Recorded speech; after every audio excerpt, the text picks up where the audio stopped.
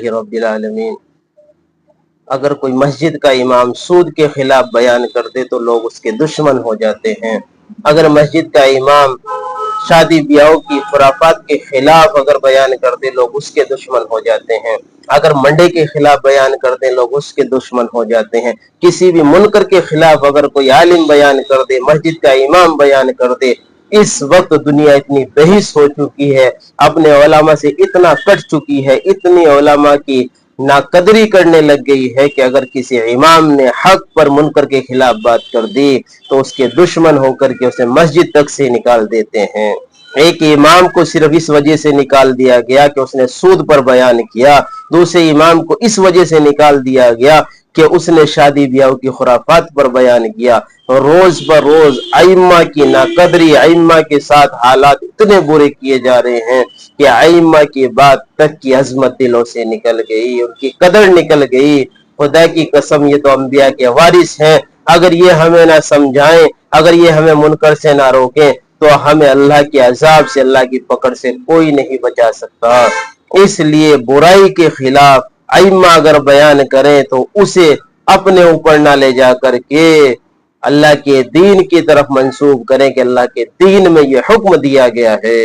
میرے نبی صلی اللہ علیہ وسلم سود کے خلاف بولے، میرے نبی صلی اللہ علیہ وسلم رسومات کے خلاف بولے، آپ صلی اللہ علیہ وسلم نے حرام کے کاموں کو بتلائی ہے، حرام کے کام ہے، ان سے بچو ورنہ دنیا بھی تنگ ہو جائے گی، آخرت بھی تنگ ہو جائے گی۔ اس لیے ہوش کے ناخن لو، نادان اور بے وقوف نہ بنو۔ اگر کوئی منکر کے خلاف امام بولتا ہے، کوئی عالم بولتا ہے، اس کا ساتھ دو، اس سے نفرتیں نہ کرو کہ ایسا نہ اللہ ناراض ہو کر کے پکڑ لے، اللہ ناراض ہو کے دنیا اور آخرت کے اندر ذلیل کر دے۔ یہاں بھی ہمیں کوئی بچانے والا نہ ہو، حفاظت کرنے والا نہ ہو، اور اللہ کے حضور جب پیش ہو تو اس وقت ہمیں تمہیں شرمندگی ہو، رسوائی کا سامنا کرنا پڑے، ذلت کا سامنا کرنا پڑے۔